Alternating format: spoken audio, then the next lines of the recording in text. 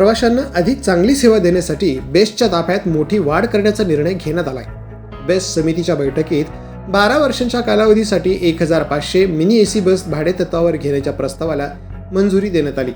या बस केंद्र सरकारच्या PM E-ड्राईव्ह योजनेअंतर्गत उपलब्ध होणार असून त्यासाठी सुमारे 7,027 कोटी रुपयांचा खर्च अपेक्षित आहे.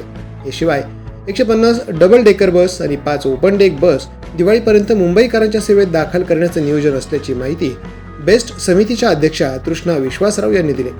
दरम्यान बेस्टच्या कायमस्वरूपी कर्मचाऱ्यांना जून 2026 पासून दरमहा 3,000 रुपयांची अंतरिम वेतनवाढ मंजूर करण्यात आली आहे. जून आणि जुलै महिन्याची मिळून 6,000 रुपयांची थकबाकी ऑगस्टच्या वेतनासोबत दिली जाणार आहे. तसेच कंत्राटी चालक आणि वाहकांनाही दरमहा 2,000 रुपयांची अंतरिम वाढ देण्याचा निर्णय घेण्यात आला. या निर्णयामुळे मुंबईकरांना अधिक चांगली बस सेवा मिळणार असून बेस्टच्या हजारो कर्मचाऱ्यांनाही आर्थिक दिलासा मिळणार आहे.